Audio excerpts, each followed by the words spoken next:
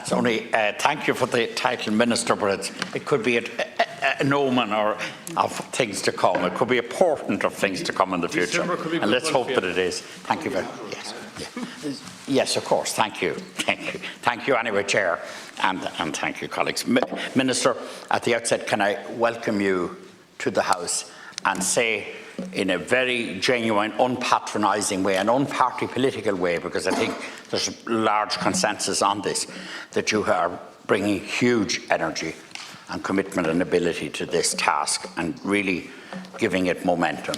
And it's a necessary exercise and an important exercise, and it's very much not before its time. I know that you were instrumental yourself in you had the vision to set up the Commission. You actually set the Commission up, and now you're implementing the findings of the Commission. So I think it's a great day's work, and I'm certainly very proud of it, and I'm personally very proud of our Defence Forces. We have great personnel, great people there, and we're all proud of them. They're very, very much part of our, if you like, our national armoury, or whatever the term is, the institutions of our state and our society. So we're very proud of them, and they need to know that we're doing the right thing by them, and I think that's very clear today, and was clear earlier at the Joint Committee, which I had the privilege of attending with you earlier, Minister, and colleagues here.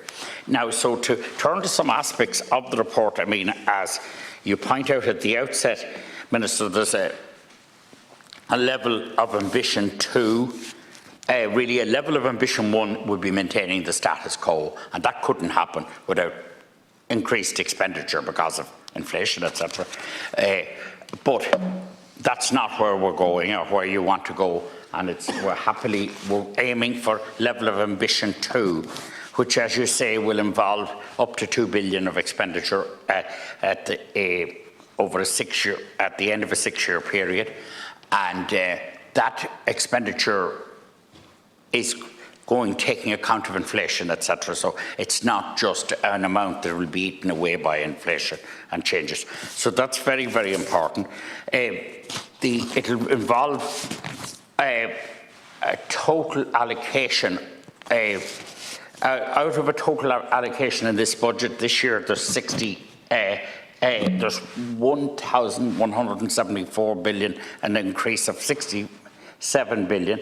With the highest level of capital expenditure up 35 to 176 million, increase around capital expenditure and in the Army. Among the projects this funding will help is the development of a primary radar capacity, and Defence Forces pay and pension allocation has increased to 823 million. I'd like you to comment. There was so much I knew had a restricted amount of time, but if you wouldn't mind, Minister, in your response, could you please comment, because this is crucial, and you made the point yourself, and I had it in my notes, curiously enough, that the real issue is the personnel. Of course the equipment, etc. is important, but you need your personnel, and you need your personnel motivated, properly paid, properly respected, and then they'll use the equipment properly, and they'll deliver a good job abroad, etc. So would you comment on the pay issue, how you see that progressing, when it will be addressed?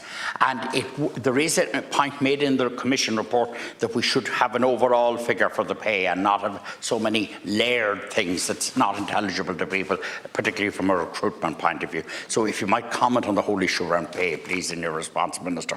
But it's a very, very important area, and I know the fact that there's a commitment in the budget has increased, the pay and pensions allocation has increased, is an indication of where we're going here. Funded for providing for key posts recommended by the Commission is also available. So it's really good progress, and I'd like to know, as I said, about the pay deal. I think the recommendation of the Commission that we'd have 1/3 of the personnel female is a very important recommendation, and I think as you said at the committee earlier, Minister, it will have the effect of getting over the gender issues and the inequality and the discriminatory issues within that have recently come into the forefront in very stark terms. So I think that's a very good initiative, that we'd have the 1/3 female membership. And if you were responding later, Minister, you might suggest how you hope to achieve this, basically. But it is important that we would have 1/3 female participation. It's also important that we have retention of our existing people, and that's around the question of pay and motivation, which will come with the new equipment, etc. too. So there's an objective. You have cited, Minister, the Commission has reported, and you have accepted the recommendation that we look to minority groupings in recruitment.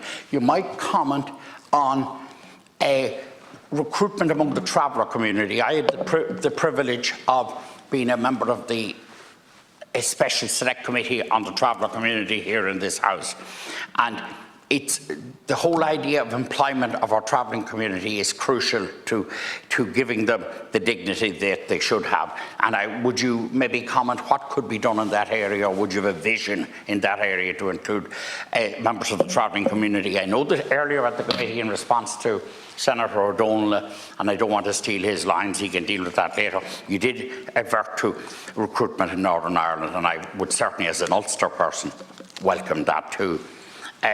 There's a desire there to join, and I'd welcome that. Pay and promotion are important, and they are very important motivational factors. And that's why I'm looking forward to your comment there. And you are going to appoint a gender advisor, which might deal with some of the difficulties, or there will be appointed rather, that were recently cited in very stark terms.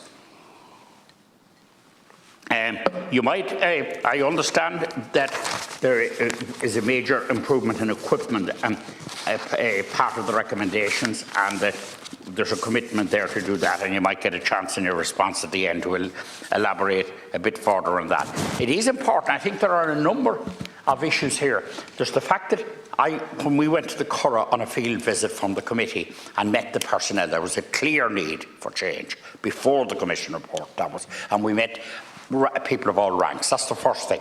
I think the war in Ukraine obviously brings into focus the whole question of our capacity and our ability to defend ourselves. I'm personally in favour of our neutral stance as it is, but we do have to have a defence capability in the country, and we have to be fit if it's to defend what's under the sea, our pipelines, etc., and secure them, and we have to be fit to deal with the potential cyber war. All of that is important. So I think that area merits the whole response that the Commission is receiving now from you and from the government.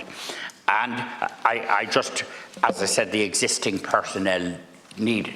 I think, in summary, Chair, this is a radical response to what was a real problem. And I think if I hadn't been on the committee and been around the country meeting the personnel, I wouldn't realise the gravity of it. And I think it's the kind of radical response necessary. And I certainly wish you well with its further implementation, and hope you'll be back to tell us of the stages of that implementation.